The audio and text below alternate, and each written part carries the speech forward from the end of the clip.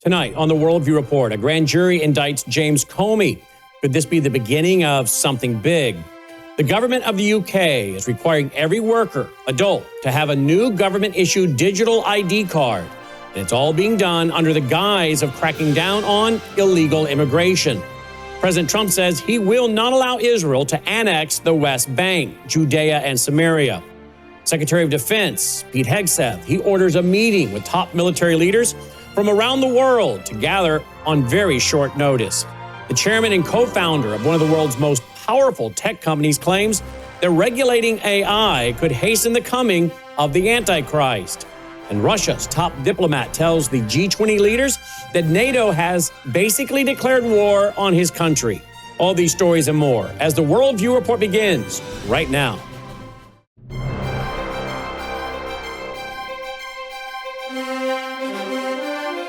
This is Worldview Report with host Brannon Howse. Whether it is news from the nation's capital or your state capital, from the classroom to the boardroom, from national security to national and local news that impacts you and your family, Worldview Report is your trusted source for vital and uncensored news. And now, here is Brannon Howse. Good evening and welcome to the Worldview Report. Leading off tonight, a grand jury has indicted ex-FBI chief James Comey. Comey was indicted on 2 counts, 1 count of lying to Congress and 1 count of obstruction of justice. Comey had been complaining how Trump has weaponized the government against his opponents, what appeared to be a form of psychological projection, since many believe that's exactly the type of activity that Comey was notoriously involved in and against Donald Trump and others. Comey's very public anti-Trump comments, well, they came in the aftermath of his participation and the participation of multiple Democrat power figures in the fraudulent Russiagate conspiracy theory. And that was assembled to try to keep Trump from being elected, or then to destroy him during his first term once he did get elected. The Russiagate hoax, now proven to be completely false. It was all based on a scheme by twice-failed Democrat presidential hopeful Hillary Clinton, according to many, and tried to tie Trump to Russia. Comey's FBI, they participated in that scheme, including launching an unfounded investigation into President Trump. Attorney General Pam Bondi said, quote, "No one is above the law." Today's indictment reflects this Department of Justice's commitment to holding those who abuse positions of power accountable for misleading the American people. We will follow the facts in this case, end quote. Reports called the charges a most dramatic escalation in what Trump opponents have claimed is retribution by Trump against those who attacked him when they were in power. So now it will be interesting to see if this is just the tip of the iceberg. Will it be followed by other high-level Democrat operatives, or will Comey be the lone major target of the Russiagate investigation? In other news, every working adult in Britain will be required to have a new government-issued digital ID card. That's under the auspices of cracking down on illegal immigration. The Prime Minister has announced that he is backing this Brit card. It's a scheme which would, well, verify an individual's right to live and work in the UK. And, of course, we'll see how it's used to be tied to central bank digital currencies, social credit scores, and many of the things that I wrote about in my 1995 book, that this kind of thing was going to happen. And here it is. I'll have more on that tonight on Brannon Howse Live. Back then, we were calling it work permits or certificates of mastery. But now the technology is there for it to be digital. I even talked in my 1995 book about China and how they have a file opened on every young person when they enter school, hiring, firing, job promotions, the ability to travel, all based on an individual's government file. I predicted in that 1995 book that this was coming to America. Sadly, many politicians, many in the pro-family movement, many people mocked it. They thought it was conspiracy theory. And now here we are. Well, the plan in Great Britain, back to that, it apparently will require a law change to implement. It comes Well, on top of pressure to take more drastic action to tackle migration as boat crossings reach a record high. And the asylum backlog is still above 75,000. So create a crisis and then offer the solution.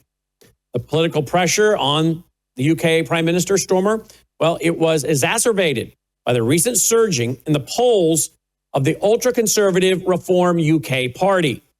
But the leaders of 8 civil liberties groups, they have warned that mandatory digital ID, well, it will risk pushing unauthorized migrants further into the shadows. That's what they say.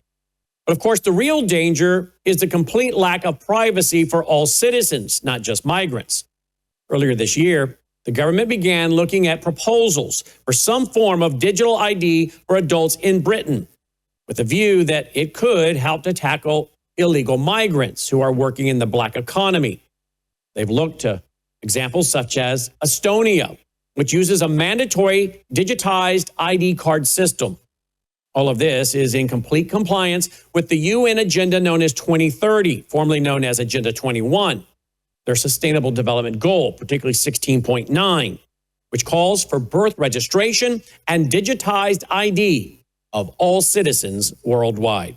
So, you think this is laying the foundation for the mark of the beast system? Many do.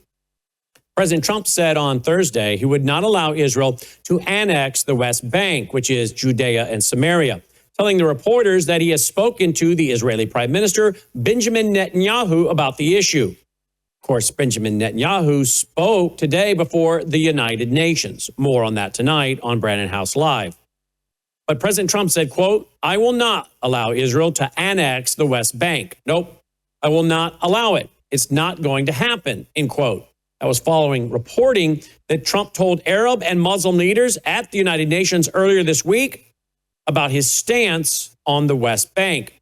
And then President Trump added, quote, "But I am not going to allow it. Whether I spoke to him or not, I did. But I'm not allowing Israel to annex the West Bank.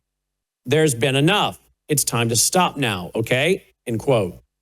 He added that he spoke with Netanyahu on Thursday. Quote, "We spoke with Bibi Netanyahu today, and we spoke to all the leaders in the Middle East, who are great people.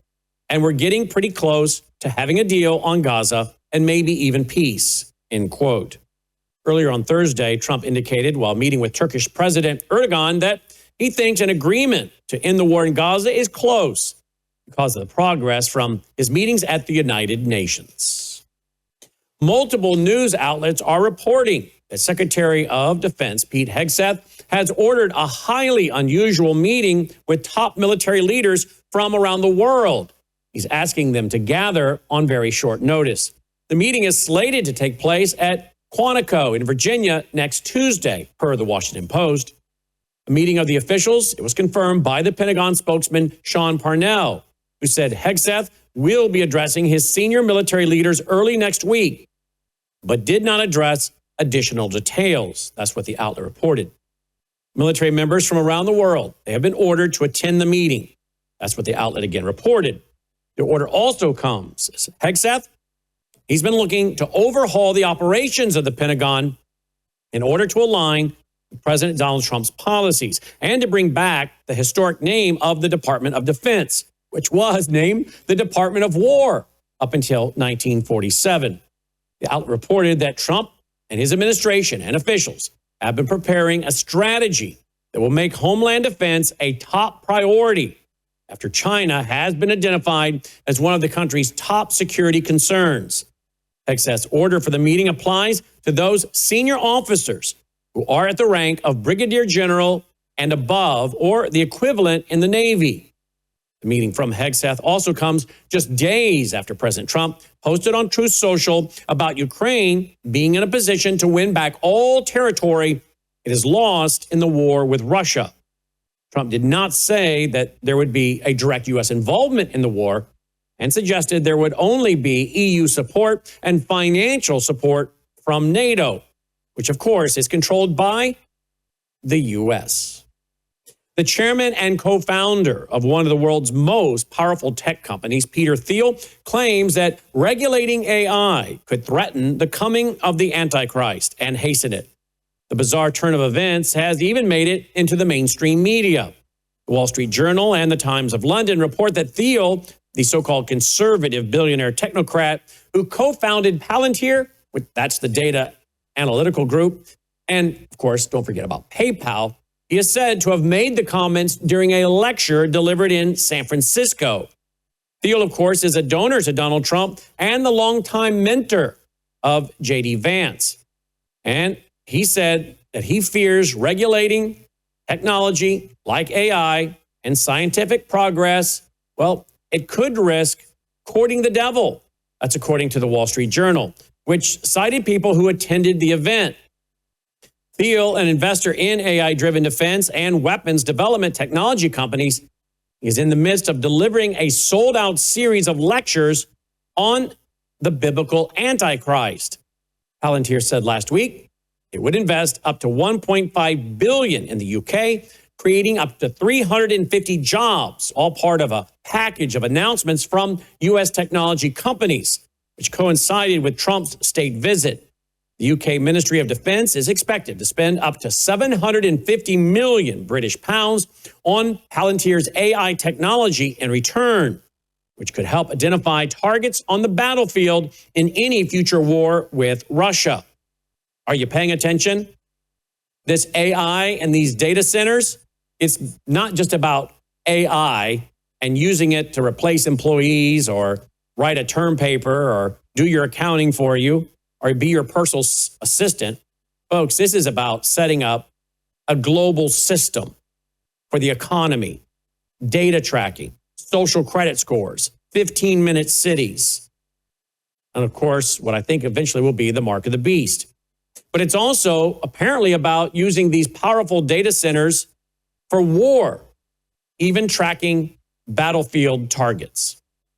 And interestingly enough, leading Palantir's London office is a fellow named Lewis Mosley. He happens to be the grandson of the late British fascist Oswald Mosley. We'll be right back after this break. The businessman from Texas that spent years trying to bring the perfect red heifers to Israel is coming to speak in Collierville, Tennessee, outside of Memphis, on Friday night, October 3rd, Saturday, October 4th. They now have sacrificed one of those red heifers. There it is burning. They've now gained 10 gallons of ashes. Why do they need this? Well, the Old Testament, Numbers chapter 19, says that for the purification ceremony, for their temporary tabernacle or full-time temple, they need the ashes of a perfect red heifer. This is the first time this has happened in over 2,000 years. The story is going global. It's highly controversial. In fact, there's even a connection between the attacks on Israel on October 7th and these 5 red heifers. Come and hear him speak live in person, Friday night, October 3rd, Saturday, October 4th. Full details, worldviewstore.com, and to get your tickets, worldviewstore.com, worldviewstore.com.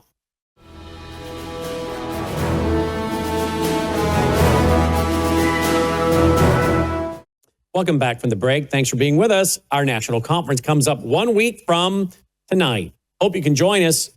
You can, worldviewstore.com to secure a ticket. Otherwise, you can live stream it, worldviewtube.com/vault, worldviewtube.com/vault. Remember, we're brought to you by you. We're a free broadcast program, education ministry. Our biggest sponsor is our foundation for this broadcast, which comes along and helps us underwrite some of the production and pushing it out and the expensive streaming bill we receive because thousands and thousands of people stream our stuff. Actually, there are days we have 1 million views a day, and our bandwidth bill gets into the $8,000, $9,000, $10,000 range each month. So folks, and that doesn't count our IT bills and other bills. So if you appreciate all we're doing as we seek to push out Christian worldview programming, not to mention our Sunday night church service that I hold each Sunday night as I'm teaching through the book of Revelation, well, if you appreciate all this, we'd love your support. We need your support. worldviewfoundation.com, worldviewfoundation.com. And as I always say, you will find our mailing address there if you prefer to support us through the mail. Thank you for that. The Daily Mail reports that Starbucks is laying off around 900 non-retail employees. and plotting hundreds of U.S. and Canadian store closures as it focuses more on its resources, all in an attempted turnaround. It's the second company-wide mass layoff this year for Starbucks. The Seattle coffee giant, they were reported to be notifying corporate employees today whose positions are being eliminated. Closure announcements at an undetermined number of locations and stores in the North American region, they'll roll out in the coming days. The company's announcement follows a review of Starbucks locations that revealed, according to reports, that many are falling short of financial performance targets. Executives also said that some cafes will close because they failed to create the environment that customers expect.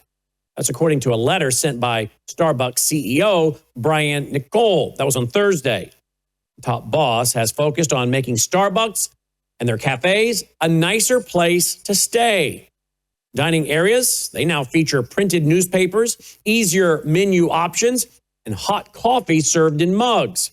Starbucks said Thursday that it expects to end its fiscal year with 18,300 stores in North America, down 124 from last year.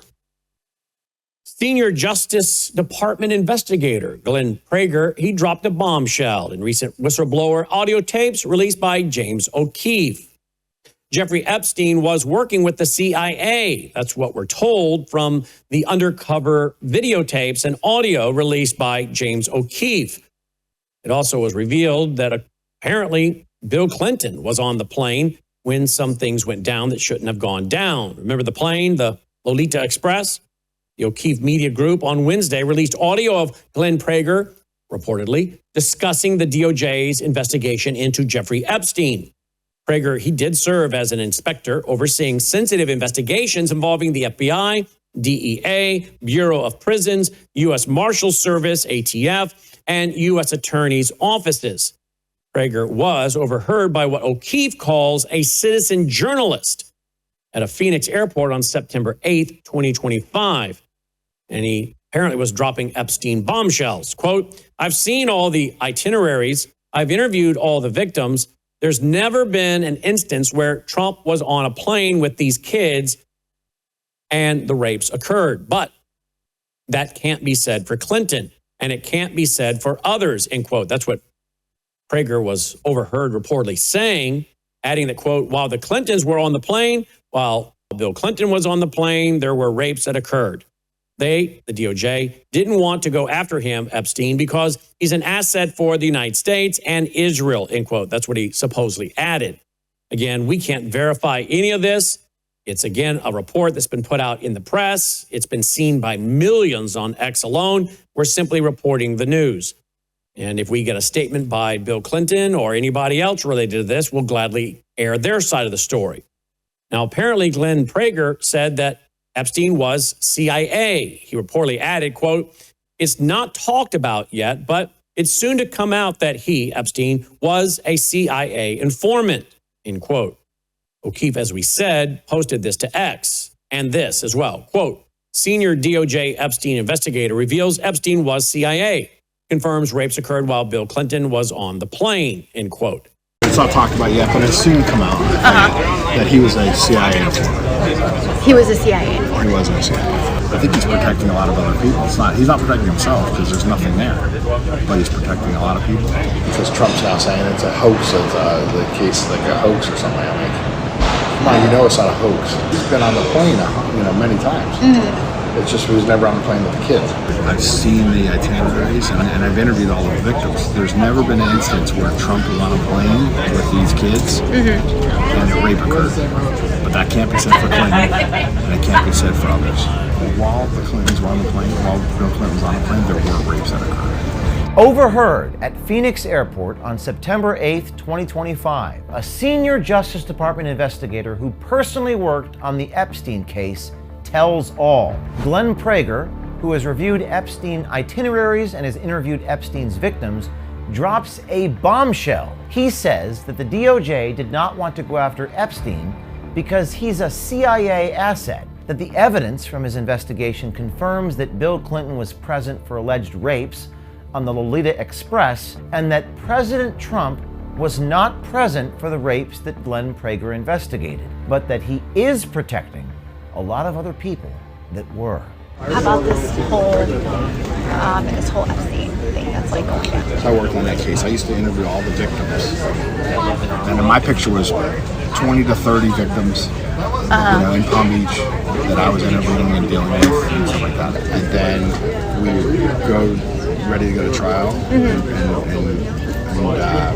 they would flip. Epstein would just pay them off, and they were just like these little kids. They pay off their family. They're all broke kids and poor families and all. So you pay them off like anywhere from $150,000 to $500,000. Nothing in that guy's world. Prager there describes how the victims that he interviewed were paid off by Epstein right before going to trial. Prager has worked as an investigator inside the Department of Justice for over 20 years. According to Prager's LinkedIn About page, it says that during the tenure at DOJ, Prager served as an inspector overseeing sensitive investigations involving major DOJ components, including the FBI, DEA, Bureau of Prisons, U.S. Marshal Service, ATF, and the U.S. Attorney's offices. This seems to corroborate what Prager told us. He was tasked with interviewing Epstein's rape victims and investigating flight logs. On his backpack in the airport, we spotted an embroidered FBI patch, which caught the attention of our citizen journalist. I'll tell you this, because no,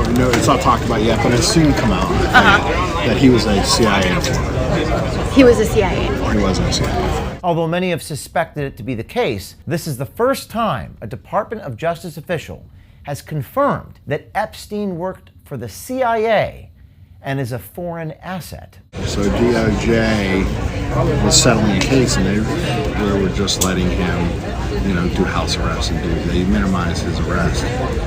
Part of that is because all the victims kept on flipping, and they didn't have anyone to go to trial with. The more importantly part is they didn't want to go after him. He's a asset for the United States and Israel for the CIA. So that's what's in the news. I can't verify any of that. It's out there. Millions have seen it, and we're simply reporting what's in the news. Well, now it's time for our nightly Worldview Report commentary. Zero Hedge reports that Russian Foreign Minister Sergei Lavrov addressed a meeting of G20 foreign ministers on the sidelines of the UN General Assembly meeting in New York on Thursday. And he really unloaded, going after NATO and the European Union for declaring a real war on Russia through Ukraine. His remarks, well, they came on the heels of NATO warning that Russia is prepared to defend, quote, every inch of allied territory, end quote. That was after Estonia said that Russian fighter jets had violated its airspace last week. He started by accusing the Western alliance of failing to adhere to the principles of the UN Charter, which he described as, quote, a manifestation of neo-colonial ambitions, which leads to increased global instability and breeds regional conflicts, end quote. Lavrov said further, quote, a clear example is the crisis in Ukraine provoked by the collective West, through which NATO and the European Union want to declare, in fact, have already declared a real war on my country and are participating in it directly, end quote. Watch this. Working on the basis of principles enshrined in the UN Charter, taken in full comprehensively with due regard how they're interrelated, is a way of laying the groundwork for the progressive development of all states without exception, large and small. Refusing to comply with the Charter's principles is an expression of neocolonial ambitions, leading to the rise of global instability, multiplication of regional conflicts. A key example of this is the Ukraine crisis, which was provoked by the collective West. And we also, of course, know the history of colonialism in Africa, where borders were drawn up arbitrarily without any concern for nationality confession.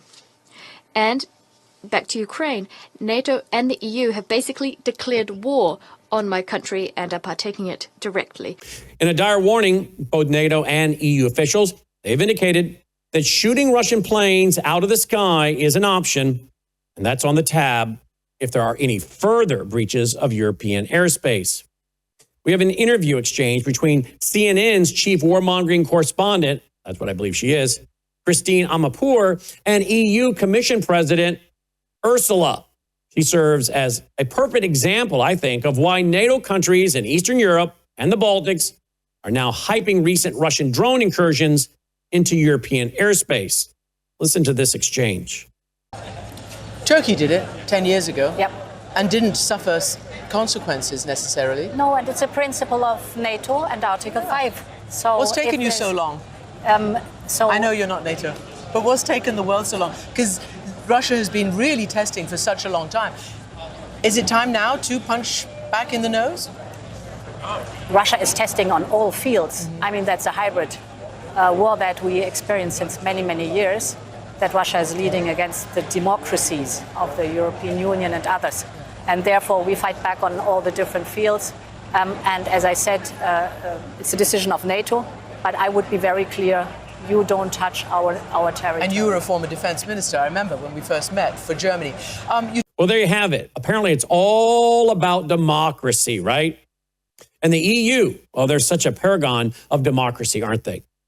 With all of its unelected bureaucrats dictating policies to once sovereign countries, all in the process of, well, outfitting its citizens with digital IDs. Can I see your papers, please? Yeah, that's where we're going, folks.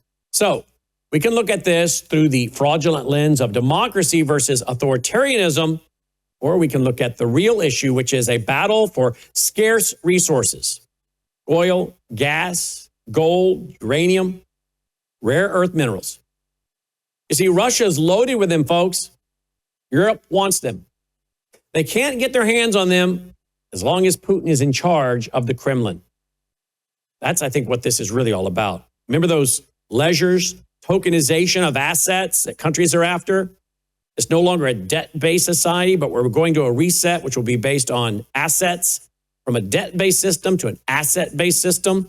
So the countries need to load up their ledgers with real assets, including minerals. Woo, Russia has a lot of those. And Europe, they are fast becoming a diminished former world power in an age of hard assets and the mineral wealth that's needed to back digital currencies. Think AI as well. Almost no media is exploring these issues, nor are they exploring what this war is really all about. You need things like lithium. And isn't Russia loaded up with lithium?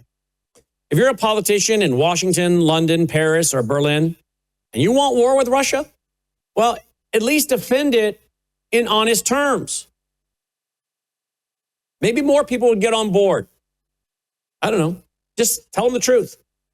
We want Russia's resources. But base it on a lie that they're fighting for democracy in Europe. And apparently Americans, well, they're catching on. And they're smelling the stench of another neocon forever war. Isn't it always about corporatism, fighting wars for corporations? Isn't that what the many-starred General Smedley Butler said many, many decades ago in a book he wrote was, "War is a racket"? Are we awake?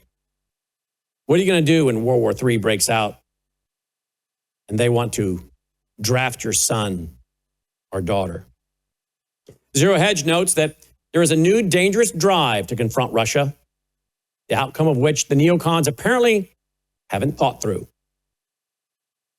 Well, eventually this is all going to trigger World War III, and it might come at a moment when Ukrainian forces continue steadily losing ground along the front lines. Eastern Europe has been fashioned into a powder keg, just like it was the years leading up to World War I and World War II. So the question is this: is the world being set up for a third world war to be triggered in the same, well, volatile region? It sure looks like that to me. What do you think? That does it for this edition of the Worldview Report. As always, we appreciate your tuning in and supporting the broadcast. You can do so at worldviewfoundation.com, worldviewfoundation.com. Thank you for your support. So next time, I'm Brannon Howse. May God save America. Take care.